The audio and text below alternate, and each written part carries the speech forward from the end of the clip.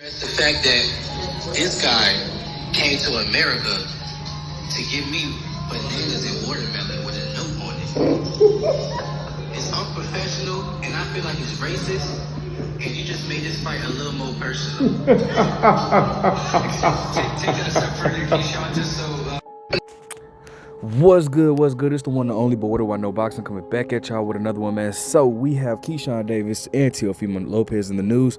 Listen, man, Keyshawn Davis, if you guys watched the press conference today between him and Belichick or whatnot, Keyshawn Davis insinuated, or if you just look at this video, look at this picture right here, it clearly says this is Keyshawn Davis verified account. It says, Diz Belichick and his team sent this to my room. I never thought bro was racist, but this fight just got a little more personal. First round KO. And it says, here's a snack for all those something jumps, stay energized business woman or whatnot. And it's you can't, even though you can't see it on here, you can see the bananas, but it's it was also a picture of a watermelon or whatnot as well. So man, listen, first of all, and then so let me first and foremost speak on the Teofimo Lopez. So Teofimo Lopez uploads a video and he's laughing or whatnot, and many people are kind of insinuating because Belichick, he kind of was looking like, I don't know what you're talking about, like, bro, we had nothing to do with that, or at least he said he had nothing to do with it. And I'm not gonna lie, I don't think that Belichick had anything to do with that, because believe it or not, they were actually pretty cool. Belichick and Keyshawn Davis, they were actually pretty cool. But I do believe that possibly maybe Teofimo Lopez had something to do with it, or even more so, what I really think is his Belichick's team had something to do with that. But for as you guys saw in the beginning, you saw Teofimo Lopez laughing at it while he was eating a banana, and then he had to make boxing great again. Basically a spinoff of the Make America Great Again with Donald Trump, who many people view as a racist or whatnot. And then also he had it in the colors of the African colors, which was green, yellow, red, traditional colors. Like if you see Juneteenth, we always wear those colors around Juneteenth and always and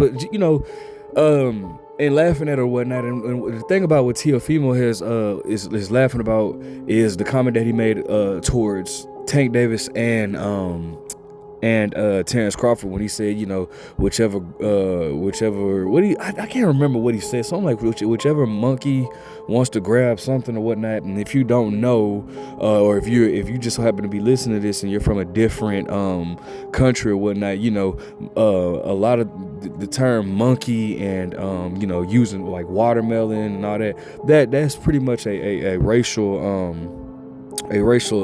term or whatnot, because they say black folks eat a lot of watermelon, which is not true. I don't even like watermelon, but they call us monkeys, whatever. So it's a sensitive subject. Now Teofimo Lopez, for him with his weird hook nose having ass, he really needs to watch out what he's doing. Watch the stuff that he's doing, because he's already barking up the wrong tree by pissing off Terrence Crawford. Like, that's some work that you don't want. You think you do, but I don't believe he really does. But what I will say is this, man, as far as Keyshawn goes, why, if you go look at the video with Keyshawn speaking on, like, how, the racism and all that would happen, I'm curious to know this right here.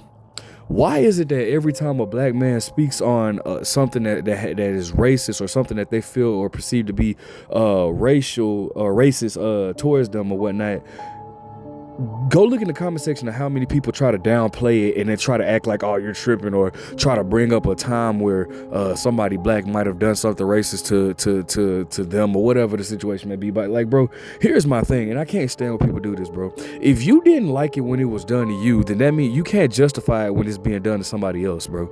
Like, it's just point blank, period. I don't like when people do that, but people do that so often, especially in this sport of boxing, bro. You'll see people like do stuff like, say for example, Canelo Alvarez is fighting somebody at a catchweight. I'm just using this as an excuse because people do this, right? Canelo Alvarez fights somebody at a catchweight, right? No problem. Or a matter of fact, I'll put it like this: when Floyd fought Canelo at a catchweight, you hear people say, "Oh, Floyd fought him at a catchweight. That's messed up. He shouldn't do that." But then if Canelo Alvarez fights somebody at a catchweight and somebody has a problem with it, the first thing you say is, "Well, Floyd fought him at a catchweight." But yeah, you didn't like that either. So why are you trying to justify it now that the shoe is on the other foot? Like, no, I don't like when people do this. So it's the same with racism. Like, you'll see people, "Oh, well, I was doing this and some black dude came." Like, bro, if you didn't like it, did you? So don't sit there and try to defend it, bro.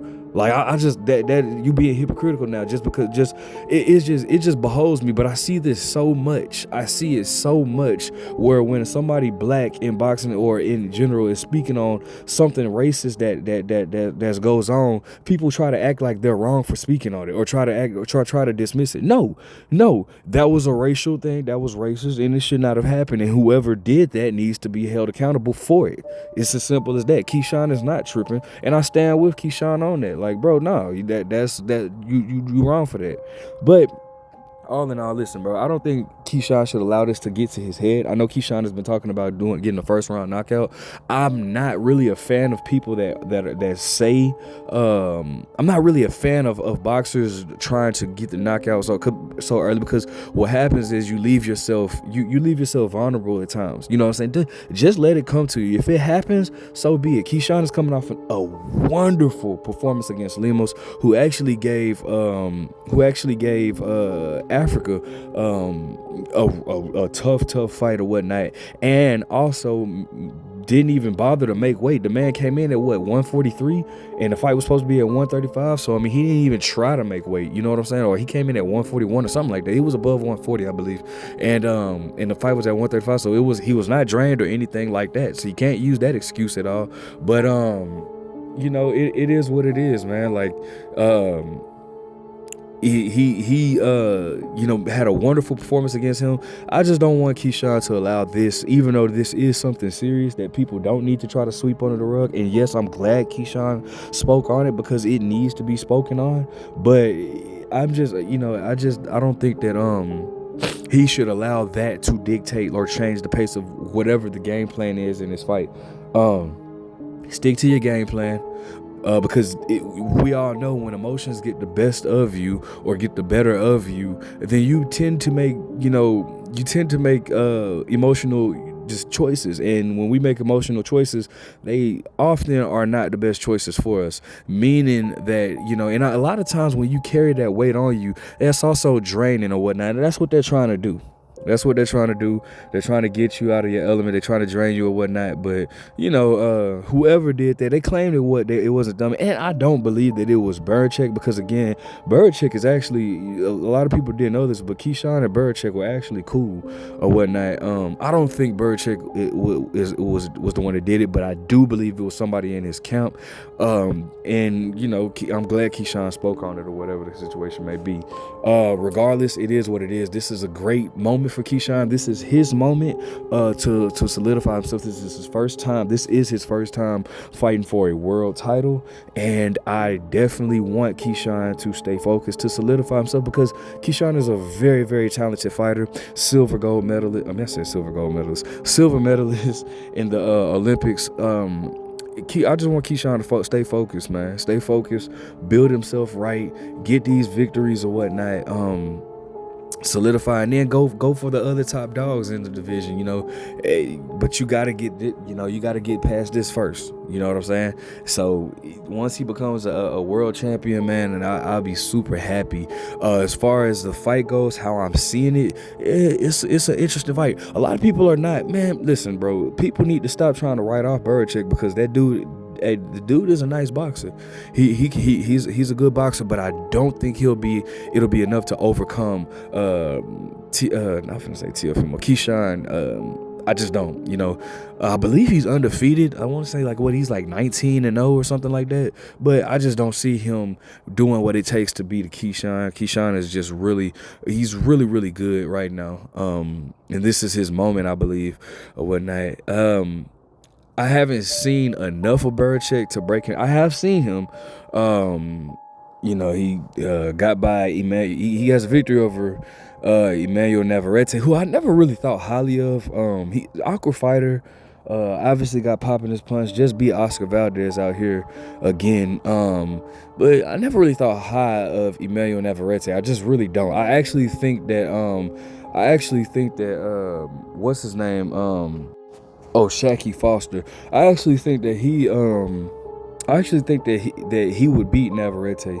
But you know, and I think he fought what's that dude, Yigit, the guy that fought Rolly Ramiro and Keyshawn, right? He has a victory over him. So I've seen him a few times, but nothing I don't think that Keyshawn can't handle. That's just my take on it. Let me know what you guys think. Make sure you guys like, comment, subscribe. Who do you see winning this fight? Who do you see for the winner?